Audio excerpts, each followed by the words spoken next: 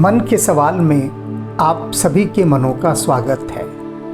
आज उन भक्तों के मन का स्वागत है जिनके मन सामाजिक पारिवारिक दबाव के कारण भयभीत रहते हैं और न चाहते हुए भी उनको कुछ ऐसे निर्णय लेने पड़ते हैं जो उनके लिए बहुत असुविधाजनक, कष्टदायी और दुखदायी सिद्ध होते हैं। अभी तो वे ये सारे निर्णय सामाजिक दबाव में ले लेते हैं, लेकिन उसके बाद समाज भला कब किसके साथ रहा है? परिवार के जो अन्य रिश्तेदार हैं, संबंधी हैं, बंधु बांधव हैं, मित्र हैं, वे भला कब किसके साथ रहे हैं? कभी नहीं। तो अंततोगत्वा उन सारी समस्याओं को खुद ही झेलना पड़ता है फिर। और वो जो दुख झेलना पड़ता है कि हमने खुद ना चाहते हुए भी दूसरों के दबाव में निर्णय लिया, वह दुख सबसे अधिक दुखदायी होता है। और उस दुख से उबरने के लिए क्या किया जाए? पर पहले तो उस दुख पर हम थोड़ा प्रकाश डालते हैं कि यह दुख है क्या, किस प्रकार का है। और ये दुख लगभग सभी के जीवन से होकर गुजरता है। तो पहले इस मन के सवाल को इसी मातृशक्ति के स्वर में सुनते हैं। बहुत ही मूल्यवान प्रश्न है, सार्थक प्रश्न है और जीवन में बहुत काम आने वाला प्रश्न है ये। प्रणाम गुरुजी, फिर से आपको परेशानी देने के लिए बहुत बहुत माफ़ी चाहती हूँ। लेकिन गुरुजी, मुझे आपसे यह कहना था कि मैंने बहुत सी वीडियो देखी, बहुत सी, लेकिन मुझे पता नहीं, मैं कहीं ना कहीं अपनी परेशानी को लेकर संतुष्ट नहीं हुई। जिस बात का मैंने आपको उल्लेख किया था कि जो पाप मुझसे हुआ है मैं उससे कैसे मुक्त हूँ। क्योंकि गुरुजी, आपको नहीं पता, आपकी दिखाया हुआ रास्ता, आपकी बोली हुई वाणी ऐसे लगती है जैसे साक्षात राम जी ने आकर उस इंसान को एक तसल्ली दी हो। मैंने आपकी एक वीडियो देखी थी जो मेरे दिल को इतनी छू गई, उसे सुनकर मुझे इतना रोना आया, इतना रोना। मैं ज़िंदगी में कभी इतनी नहीं रोई। एक बहन थी जो माँ नहीं बन पा रही थी, फिर उन्होंने एक बच्ची को गोद लिया, जो बच्ची ना सुन सकती थी ना बोल सकती थी। आपने उनको ऐसा समझाया, मुझे सुनकर इतना अच्छा लगा। मुझे ऐसा लगता है गुरुजी कि आप भी मुझे कुछ ऐसे ही समझाएं जिससे मैं अपनी ज़िंदगी का नज़रिया बदल दूं, जीने का तरीका बदल दूं। कि मैंने आपको बताया था गुरुजी कि मैं 6 महीने की गर्भवती हूँ। देखो गुरुजी, हम तो इच्छा रख ही सकते हैं ना, पूरी करनी तो राम जी के हाथ में है। पूरी इच्छा रहेगी कि भगवान मेरी कन्या को एक भाई दे दे। लेकिन अगर कोई बात नहीं, अगर बेटी भी हो गई ना तो कोई बात नहीं है गुरुजी। बस आप मुझे कुछ ऐसा समझा दीजिए कि अगर मुझे बेटी भी हो जाएगी तीसरी, तो मैं ऐसा क्या करूं कि मेरा भगवान से विश्वास ना उठे कि आपने मेरी बात क्यों नहीं मानी, क्यों नहीं सुनी आपने मेरी बात। ताकि जो आसपास के लोग हैं ना, मुझे पता है तीसरी बेटी होने के बाद ना सब मेरा मजाक उड़ाएंगे, सब कहेंगे क्या ज़रूरत थी तीसरी करने की, बेटे के चक्कर में 3 और बढ़ा ली। जिसमें कि गुरुजी, मेरे पति की आर्थिक स्थिति इतनी अच्छी नहीं है, मैं सच बताती हूँ, हम पे इतना धन भी नहीं है।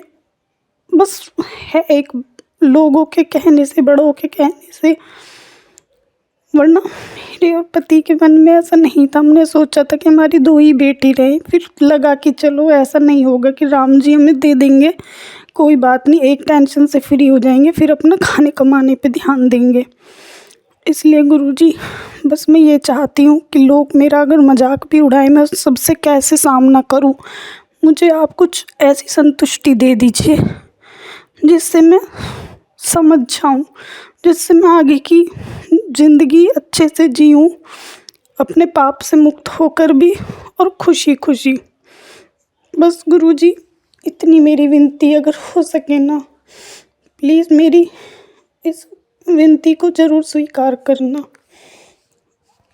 जय जय श्री राम। मन का सवाल रखने वाली इस मातृशक्ति को मेरा नमस्कार। और नमस्कार का एक बहुत बड़ा कारण है कि ये मातृशक्ति, सबसे पहली इसकी इच्छा क्या है कि मैं जानती हूँ कि मेरे जीवन में ये दुख का क्षण आ सकता है। ये मेरी मनोकामना यदि पूरी ना हुई और मुझे तीसरी भी लड़की की प्राप्ति हो गई तो समाज के लोग क्या कहेंगे, रिश्तेदार क्या कहेंगे, सब मजाक उड़ाएंगे। और मैं भी क्या सोचूंगी कि भगवान क्या इतना निर्दयी है कि मुझे 3-3 लड़कियां दे डाली। तो मैं भगवान के प्रति अपने मन में किसी भी प्रकार का कोई रोष, आक्रोश, संशय, अश्रद्धा इत्यादि का भाव न लाऊं, इसके लिए आप मुझे समझाइए।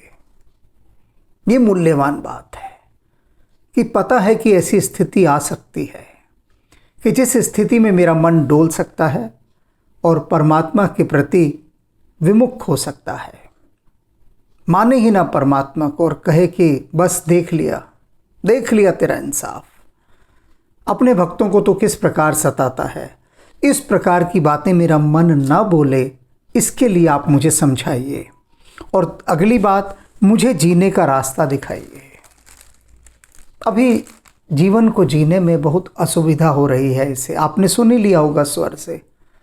मन दुखी है, गरीबी में है, 2 लड़कियां पहले हो चुकी हैं और तीसरी संतान गर्भ में है। अब पता नहीं क्या प्रकट होगा। इसने बताया पहले वॉइस मैसेजेस में, जिनका उल्लेख हमने यहाँ नहीं किया है, कि जितने भी रिश्तेदार हैं सभी अपना अपना कोई ना कोई टोना टोटका करके लाए। किसी ने कहा इसे कि ये ताबीज बांध ले, किसी ने कहा तू ये पाजेब पहन ले इस प्रकार की, किसी ने इससे कहा तू इस प्रकार के अनुष्ठान किया कर प्रतिदिन। न जाने किस किस ने क्या क्या इसको कहा कि हम ये पढ़वा कर लाए हैं किसी से, ये उस तांत्रिक का दिया हुआ है, निश्चित रूप से लड़का होगा। और ये लड़का नहीं, लड़की नहीं, कुछ नहीं चाहती थी, 2 संतान हो गई, बस बहुत है। लेकिन अब परिवार इत्यादि का दबाव ये कह रहा है कि तीसरी संतान लड़का ही होगा।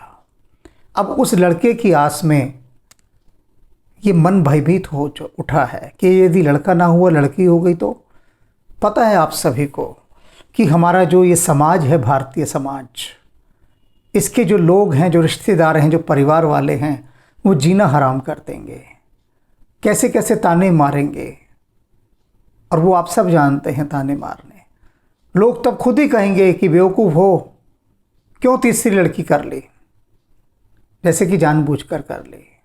और यदि तीसरी संतान के रूप में लड़का हो गया तो वे सब लोग अपने अपने हिस्से मांगने आएंगे कि देखो हम तुम्हारे लिए तांत्रिक से ये ताबीज़ लाए थे, हमने तुम्हारे लिए कितना किया। एहसान जताएंगे कि हमें पार्टी दो, लड़का हो गया है तो हमें अब खूब सारे उपहार दो, वस्त्र दो, धन दो, मिठाइयाँ दो। ये होता है हमारे समाज में कि यदि आपके घर में लड़के का जन्म हो जाए या संतान का ही जन्म हो, सीधी बात है, लड़का या लड़की, लड़के के में ज़्यादा होता है, तो सारे रिश्तेदार खूब पैसा चाहते हैं। बुआ हुई, फूफा हुए, चाचा चाची, जेठ जेठानी, ननद और मार दुनिया भर के रिश्तेदार, सबको अच्छे अच्छे गिफ्ट चाहिए, कीमती उपहार चाहिए, कैश भी चाहिए, मिठाइयाँ भी चाहिए, और न केवल अपने लिए चाहिए, अपने बच्चों के लिए भी चाहिए, अपने अपने सास ससुरों के लिए भी चाहिए। तो कुल मिला के संतान का जब घर में जन्म होता है तो हमारे ये तथाकथित रिश्तेदार, बंधु बांधव, ये इतना बड़ा खर्चा लेकर प्रकट होते हैं हमारे सामने कि जिसका ना कोई और है ना कोई छोर है। इस प्रकार के खर्चे, अब वो खर्चे भी आएंगे, वो भी कहीं मन में डर है। लेकिन पहली बात जो इसने जाननी चाहिए है, मूल्यवान बात, कि तीसरी संतान के रूप में यदि अब इसको लड़की की प्राप्ति हो गई तो यह किस प्रकार से अपने आप को समझाए, अपने मन को ईश्वर के प्रति दृढ़ रखे। ये चाहती है और इसके लिए इसने मुझसे निवेदन किया है कि मैं इसे समझाऊं। प्रश्न इसलिए मूल्यवान है क्योंकि अन्य लोगों को बहुत कुछ समझने को मिलेगा। अब जो मैं इसको समझाने का इसका भाव है मेरे प्रति, आपने देखा, इसका ये मानना है, और ऐसे बहुत सारे भक्त हैं जिनका ये मानना है कि जो मैंने उनको समझाया और उसको यदि उन्होंने जीवन में उतार लिया तो फिर उनके जीवन से ये दुख, ये समस्याएं, ये परेशानियां, ये चिंता, ये आक्रोश विदा हो गए हैं यदि उन्होंने उसको निष्ठापूर्वक उतार लिया। तो अब मैं बात करता हूँ इसकी कि यदि तुम्हारी तीसरी लड़की भी हो गई तो तब क्या होगा। पहले तो इसकी बात, और यदि तुम्हारी प्रार्थनाओं से, तुम्हारी इस आर्त पुकार से, तुम्हारी इस पीड़ा से हनुमान जी की तुम पर दृष्टि पड़ गई तो तुमको पुत्र रत्न की भी प्राप्ति हो सकती है। अब ये सब हनुमान जी जाने, वे जो भी कुछ देंगे बस संतान स्वस्थ होनी चाहिए और तुम स्वस्थ रहो, पहला तो ये बात। अब ये कि समाज की इन जो जहरीली बातें हैं, कटाक्ष हैं, व्यंग्य हैं, उलाहने हैं, इनसे कैसे तुम बचो, तो इनकी ढाल बनाने के लिए मैं तुम्हें बता रहा हूँ। अब उसे ध्यान से सुनना। मेरे एक मित्र हैं, उनकी 2 बेटियां हुई और उन पर भी फिर दबाव डाला गया इसी प्रकार का, रिश्तेदारों से, परिवार वालों से, समाज वालों से, कि भाई एक कोशिश और करो। और हमारा दिल कहता है कि जो तीसरा बच्चा होगा ना वो लड़का ही होगा। और सब अपने अपने ढंग से, पंडित, पुजारियों, तांत्रिकों, देवी देवताओं, कहाँ से कोई धागा ला रहा है, कोई कुछ ला रहा है, सब ने अपना पूरी भाग दौड़ मचाई, क्योंकि सब मज़ा लेना चाहते हैं, तमाशा देखना चाहते हैं, और कुछ सच में सहायता भी करना चाहते हैं, सभी प्रकार। लेकिन अधिकांश वही हैं जो मुफ्त का श्रेय लेना चाहते हैं कि हम तुम्हारे लिए देखो वहाँ से धागा लाए हैं, हम ताबीज़ लाए हैं। अब हमारे उन मित्र को बहुत दबाव डाले गए, बहुत दबाव कि एक संतान और करो और देखना वो लड़का ही होगा। लेकिन वे नहीं माने, अड़े रहे। उन्होंने कहा नहीं, 2 लड़कियां हो गई, ठीक है, मैं इन्हीं को भगवान की भेंट मानकर प्रसन्न हूँ, मुझे लड़के का कोई आकर्षण नहीं और ना उसकी कोई आवश्यकता, ना हम उसका पालन पोषण कर सकते। अब इसने भी कहा कि मेरी आर्थिक स्थिति ऐसी नहीं है हमारी कि हम 3-3 बच्चों का भार उठा सकें, उनके खर्चे उठा सकें। अब ये तो नहीं कर सकी क्योंकि इसके ऊपर दबाव ज़्यादा है, इसके स्वर से ही दिखाई दे रहा है। जिस प्रकार से पारिवारिक दबाव पड़ता है ना जब, तब व्यक्ति विवश होकर कहता है अच्छा चलो हम तीसरा बच्चा भी देख लेते हैं ट्राई करके। तो ये तो ट्राई कर रही है, अब क्या परिणाम आएगा ये राम जाने। लेकिन मैं अपने मित्र की बात बता रहा था, तो उन्होंने नहीं किया, 2 ही लड़कियां रखे और उसी के समानांतर उसका भाई, जिनकी 2 लड़कियां थी, उसके भाई के 3 लड़के, और वो बड़ा गर्वित रहता था कि देखो मेरे 3-3 लड़के हैं, बड़ा अहंकार से भरा हुआ 3 लड़के मेरे। समय बीता, तीनों लड़के अलग अलग रहने लगे, 2 विदेश चले गए, एक भारत के ही किसी राज्य में चला गया। वह और उसकी पत्नी दोनों अकेले रह गए। हारी बीमारी में कोई बेटा कभी नहीं आया, पास किसी को फुर्सत ही नहीं। जो विदेश बैठे हैं वो कह रहे हैं हम तो विदेश बैठे हैं, हम कैसे आएँ, और खर्चा भी नहीं देते वो। और जो भारत में हैं वह भी इसी प्रकार का। अब 3 लड़के, तीनों लड़कों के होते हुए भी वे ऐसे हैं जैसे कि उनका कोई बच्चा ही ना हो, निसंतान हो, उनका बच्चे का जन्म ही ना हुआ हो। अब उनके भाई पर आते हैं जिनकी 2-2 बेटियां हैं। उनका भाई पहले भी उसकी आर्थिक स्थिति अच्छी नहीं थी, बाद में भी अच्छी नहीं रही, बहुत बीमार रहा और इतना बीमार रहा कि कमाने लायक रहा ही नहीं। अब बस सिर्फ यही है कि घर पर ही रहता है, 2-4 कदम घर में चल लिया, बाहर थोड़ा बाग में चला गया, घर आ गया, बस कुछ काम नहीं हो सकता। ना उसकी पत्नी काम करती है, अब गुजारा कैसे हो ज़िंदगी का। तो उसकी जो 2 बेटियां हैं, वो 2 बेटियां उसको सारा खर्चा देती हैं, नियमित पैसे भेजती हैं। वो कहती हैं कि आपको बिल्कुल चिंता करने की आवश्यकता नहीं, हम आपके बेटे ही हैं, बेटियां नहीं हैं हम आपकी। आप निश्चिंत रहें। और सारी दवाइयों का खर्चा नियमित रूप से। तो वो जिसके 2 लड़कियां हैं, वे दोनों लड़कियां जो बेटियां हैं ना, वे बहुत संवेदनशील होती हैं। वो जो उसका भाई जिसके 3 बेटे हैं, वो आज लावारिस की तरह घूम रहा है, कोई उसको देखने वाला नहीं। लेकिन जिसकी 2 बेटियां हैं, उन 2 बेटियों ने अपने माता पिता को राज कराया हुआ है। और उनके जो दोनों दामाद हैं, दोनों बेटियों के, वो कहते हैं हमें लगता है कि ये हमारे बेटे हैं, कि भगवान ने हमें जो बेटे देने थे ना, वो बेटियों के माध्यम से दिए। कि जो दामाद हैं, कोई क्या किसी का बेटा करेगा जो उनके दामाद उनकी सेवा करते हैं।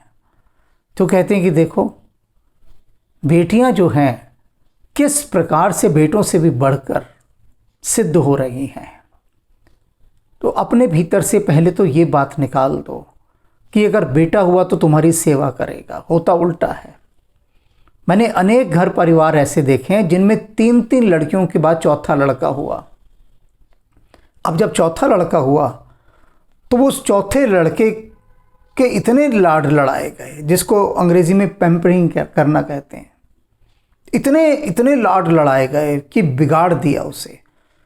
3 बहनों का एक भाई। अभी तुम भी कह रही हो कि तुम्हारी 2 बेटियां हैं, उनको एक भाई मिल जाए। अच्छा लगता है देखने सुनने में भी, और होने में भी अच्छा लगता है कि 2 बहनों का एक भाई हो। बिल्कुल ठीक है, मैं सहमत हूँ।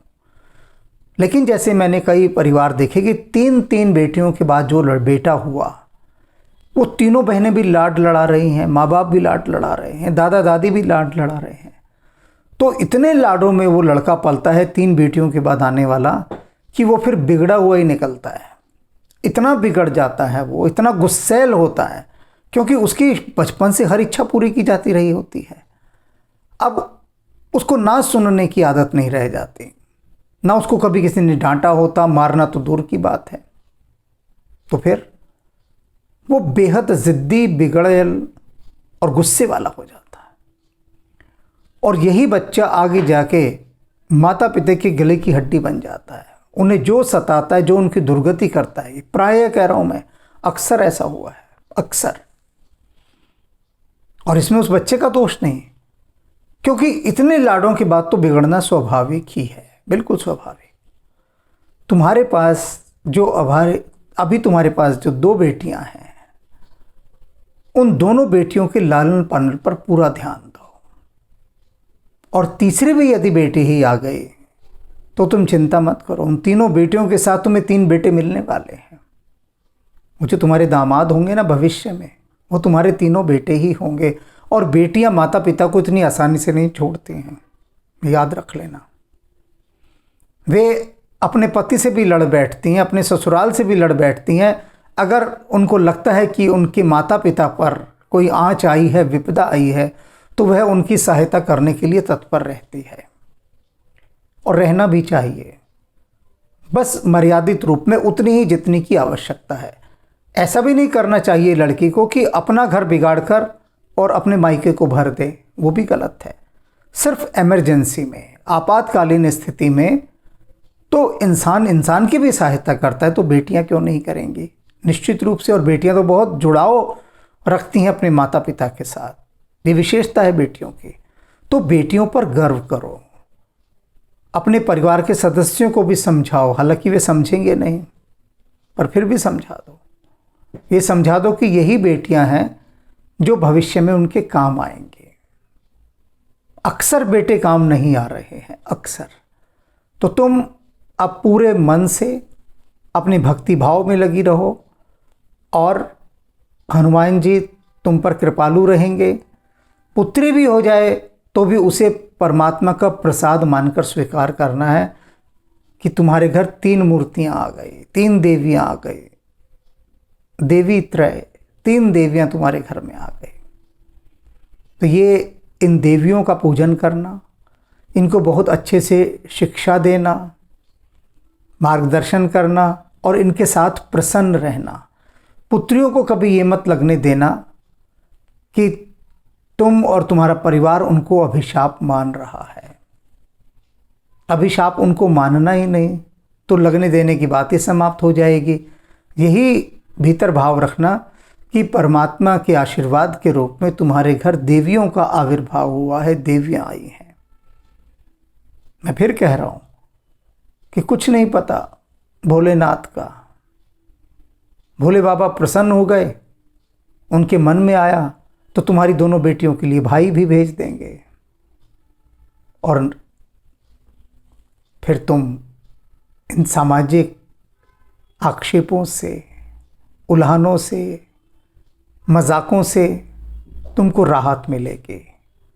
लेकिन यदि नहीं भी हुआ तो तुम अपने मन में इस भाव को गहराते रहना कि जो तूने दिया सिर माथे पर, और देखना तुम्हारी बेटियां, ये तुम्हारी बेटियां इतनी लायक निकलेंगी, इतनी आगे बढ़ेंगी कि तुम यही अपने मन में तब सोचोगी कि सच में ये जो बेटियां हैं ना, सच में देवी का अवतार हैं, जो तुम्हें इतना गौरवान्वित कर रही हैं।